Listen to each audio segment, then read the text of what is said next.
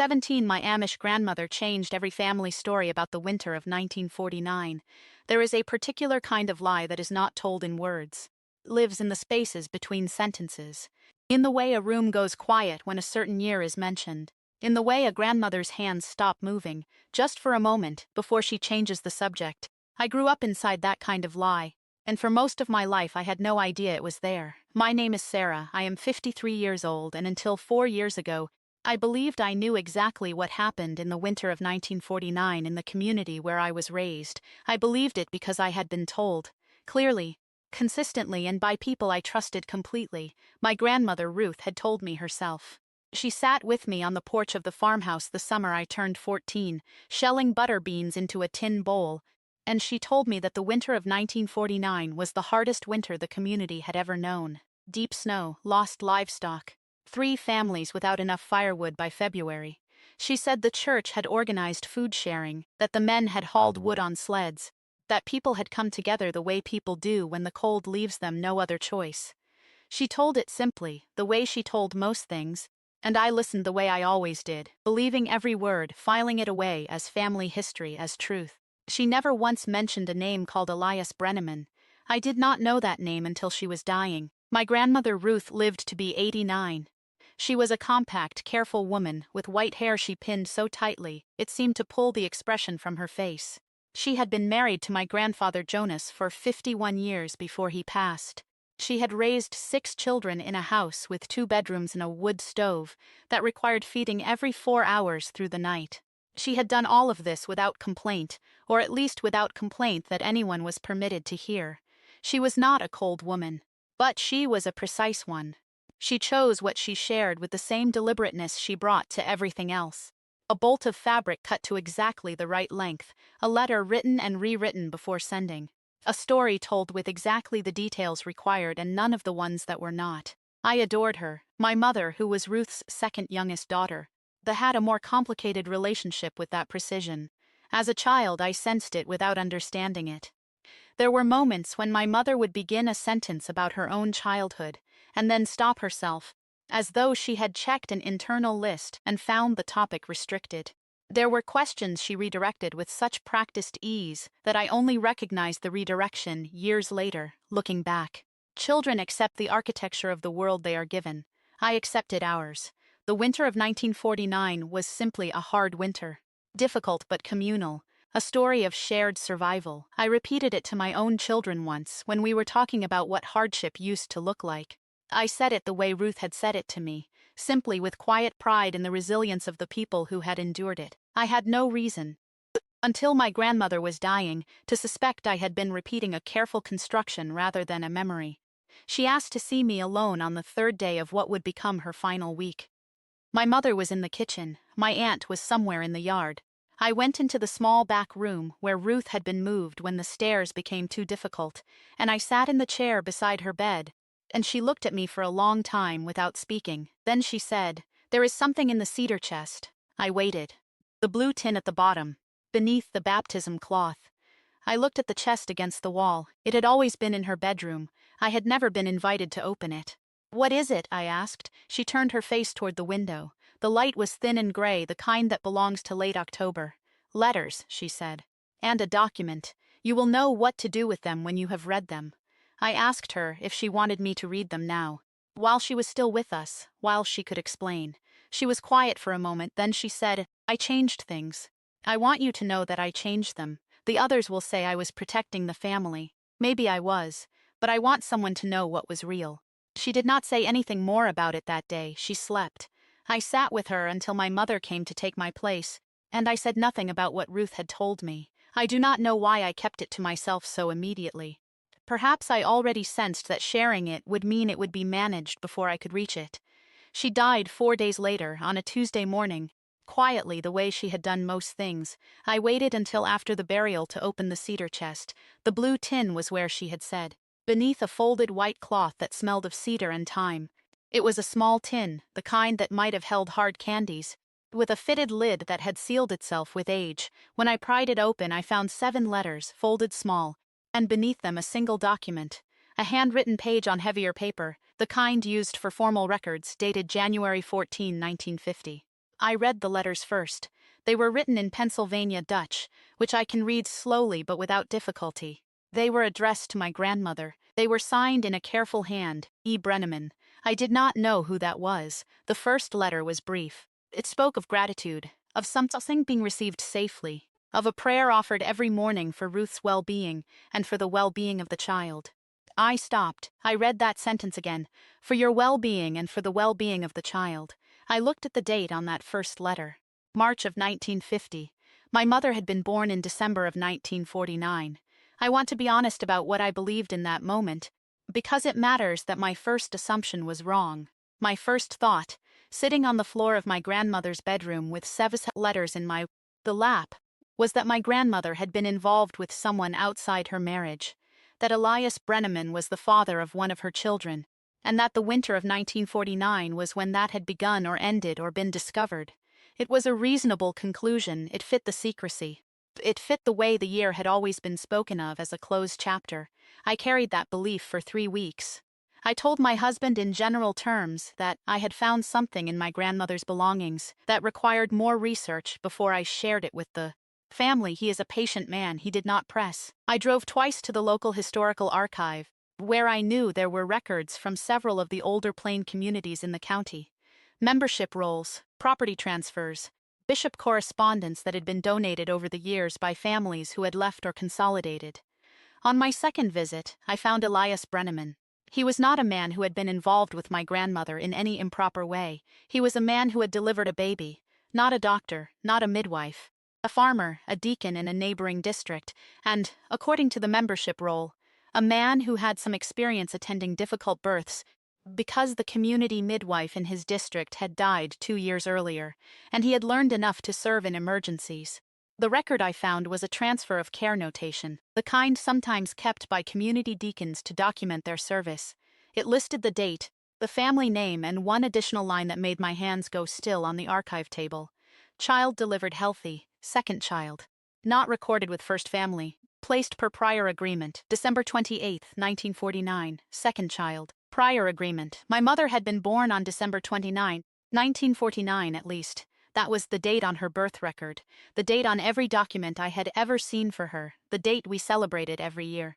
She had been told she was born during the hardest winter the community had ever known, to Jonas and Ruth, their 5th child, healthy and strong.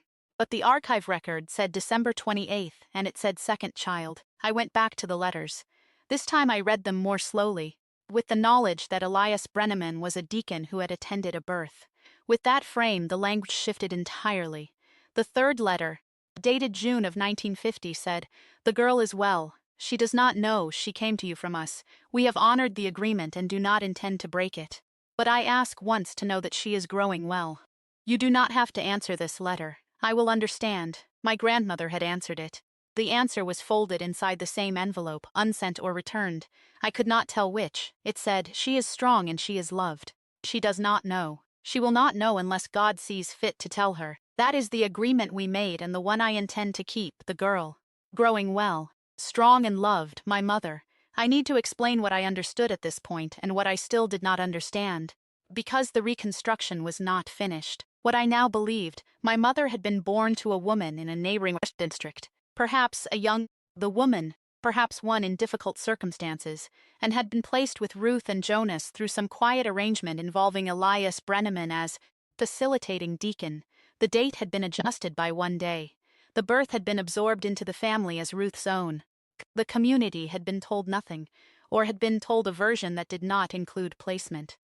The winter of 1949 had been built around this event like scaffolding, something big enough to explain why that year was different, why Ruth sometimes looked out the window when the calendar turned to December, why the subject of that winter ended conversations instead of continuing them. That was what I believed for another 2 months. Then I found the document. I had been reading the letters so carefully that I had set the heavier page aside and only returned to it when I had nothing left to learn from the correspondence. It was a formal agreement, written in English rather than Pennsylvania Dutch. The kind of language used when a record needed to be clear to anyone who might later read it, not only to those inside the community. It was signed by 4 people: Jonas Byler, Ruth Byler, Elias Brenneman, and a 4th name, Hannah Brenneman. Hannah was Elias's wife. The document was not a placement agreement. It was something older, more plainly written, and harder to read than anything I had expected. It was an agreement to divide the care of twins. I read that word 3 times, twins. The agreement stated that Hannah Brenneman had delivered 2 girls on December 27, 1949, one day earlier than either of the dates I had been given, and that, due to circumstances described only as the difficulty of provision, the 2 children would be raised in separate households. Ruth and Jonas would take one, Elias and Hannah would keep one. Neither child would be told. Neither household would make contact except through Elias, and only to confirm the children's well-being. The agreement was signed in January of 1950, witnessed by the bishop of Elias's district, whose name I recognized from the archive records. My mother had a twin sister. She had grown up 7 miles away, in a neighboring community, and she had never known. I sat with that knowledge for a long time before I decided what to do with it. Part of me wanted to put the tin back in the cedar chest and close the lid and let the winter of 1949 remain what it had always been, a hard season, communal survival, a closed chapter. I understood for the first time in my life the appeal of that choice. Ruth had made it, Jonas had made it, Elias and Hannah had made it. They had made it not out of cruelty, I believe, but out of the particular arithmetic of survival that poverty and religious community and private shame can sometimes produce. The calculation that 2 children raised in ignorance of each other is a lesser harm than 2 children raised in hardship together, and that silence, maintained long enough, would eventually become its own kind of mercy. I do not agree with that arithmetic, but I no longer believe it was made without love. The harder question was my mother. She was 74 years old. She had buried her husband. She had grandchildren she adored. She had built a life on an understanding of herself, her origins, her family, her people, that was in every important factual sense incorrect. And there was a woman 7 miles from where she had grown up, the same age as her to the day, who had lived that same life in parallel, who had perhaps also been told that the winter of 1949 was simply a hard winter. I called the archive again. I asked whether there were any records for the Brenneman family after 1955. The archivist was kind. She found a marriage record. The daughter of Elias and Hannah Brenneman, first name listed as Miriam, had married in 1970 and was recorded under her husband's name thereafter. I found her through a genealogy registry, the kind that plain families sometimes use when they have partially transitioned to modern record keeping. Her listing included a contact through a family member. I wrote a letter. I said I had found something in a family record that I believed affected her, and that I would share it completely if she wished to know, or leave it entirely alone if she did not. I said there was no pressure and no urgency, that whatever she decided was right. She called me 11 days later.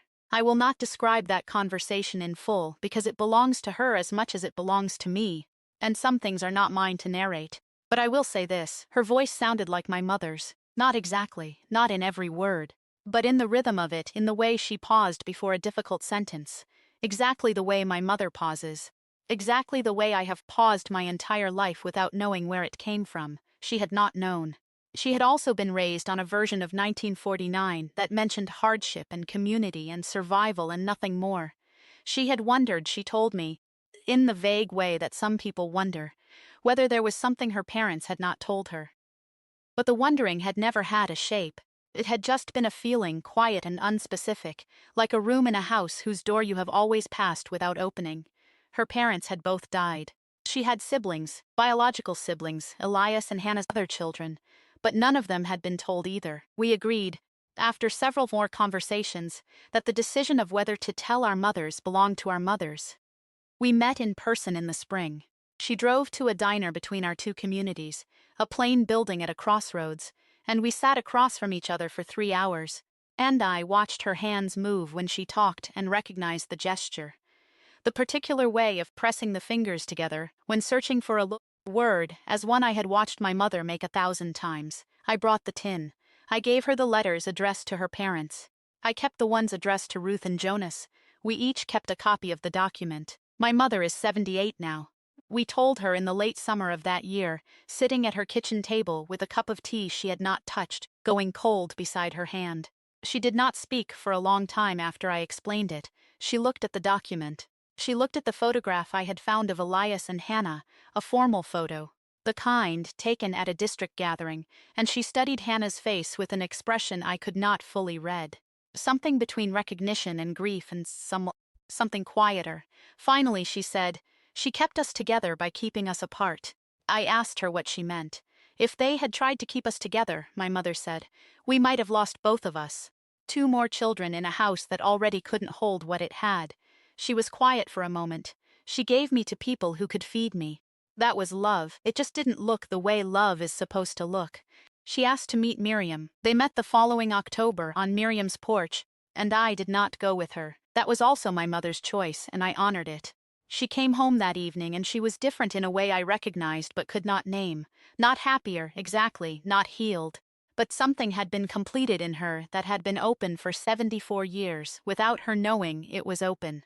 I think about Ruth now, and I try to be honest with myself about what she was. She was a woman who took a child that was not hers, and raised her with complete devotion, and told her a history that was constructed rather than true. She was a woman who knew, every December of her long life, that somewhere a few miles away there was another girl growing up who shared her daughter face, and she said nothing. She was a woman who kept 7 letters in a tin box for 60 years rather than burning them, which tells me she could not entirely silence the part of herself that wanted the truth to survive her. On the last afternoon I sat with her, she said she had changed things. She wanted someone to know what was real. She chose me. I have thought about why.